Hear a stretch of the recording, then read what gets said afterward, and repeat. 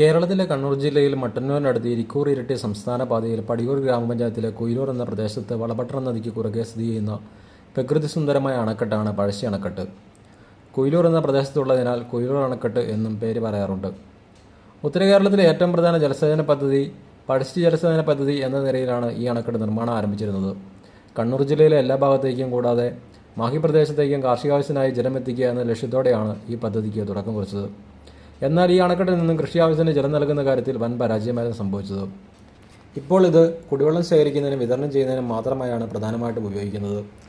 പണിത് ജലസേചന കനാലുകൾ പലതിലൂടെയും ഒരിക്കൽ പോലും ജലം ഒഴുകിയിരുന്നില്ല. കുടക് മലകളിൽ നിന്നും വയനാടൻ കാടുകളിൽ നിന്നും ഒഴുകി വരുന്ന വളപട്ടണം പുഴയ്ക്ക് കുറുകെയാണ് ഈ അണക്കെട്ട്. ഇതിൻ്റെ ഒരു കര ഇരിട്ടി താലൂക്കിലെ കുയിലൂർ പ്രദേശവും മറുകര ഇരിട്ടി താലൂക്കിലെ വെളിയമ്പ്രയുമാണ്.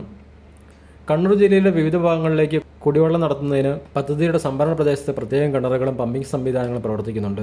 2012 ആഗസ്റ്റ് മാസത്തിൽ ശക്തമായ മഴക്കാലത്ത് അണക്കെട്ടിൻ്റെ ചിപ്പുകൾ തുറക്കാൻ താമസിച്ചതിനെ തുടർന്ന് ഉണ്ടായ വെള്ളപ്പൊക്കത്തിൽ ഇരിട്ടി പട്ടണത്തിൽ വലിയ നാശനഷ്ടങ്ങൾ ഉണ്ടായി. കൂടാതെ അണക്കെട്ട് നിറഞ്ഞു കവിഞ്ഞൊഴുകും എന്ന ഘട്ടം വരെ എത്തുകയുണ്ടായി.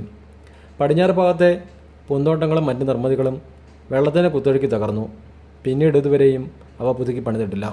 ഒരു കാലത്ത് ഇവിടെ എത്തിയിരുന്ന സ്കൂൾ, കോളേജ്, വിനോദയാത്രക്കാർ പ്രധാന ആകർഷണമായിരുന്ന ആ പൂന്തോട്ടങ്ങൾ പിന്നീട് ഒരിക്കലും പുനർനിർമ്മിക്കപ്പെട്ടില്ല. ഇന്ന് കാട് പിടിച്ചടക്കുന്ന ആ സ്ഥലത്ത് ആകെ ബാക്കിയായുള്ളത് പ്രതിമകൾ മാത്രമാണ്. പുതുതായി നിർമ്മിച്ച പൂന്തോട്ടങ്ങളും ഉല്ലാസന ഉദ്യാനവും വിനോദസഞ്ചാരികൾക്ക് പ്രിയങ്കരമാണ്.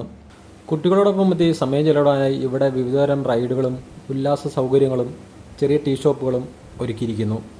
പഴശ്ശി അണക്കെട്ടിൻ്റെ പടിഞ്ഞാറ് ഭാഗത്തായി അണക്കെട്ടിലെ ജലം ഉപയോഗിച്ചുകൊണ്ട് ഒരു മിനി ജലവൈദ്യുത പദ്ധതി ആരംഭിക്കാനുള്ള ശ്രമങ്ങൾ ആരംഭിച്ചിരുന്നെങ്കിലും ഈ പദ്ധതി ഇന്ന് പകുതി വഴിക്കാണുള്ളത്.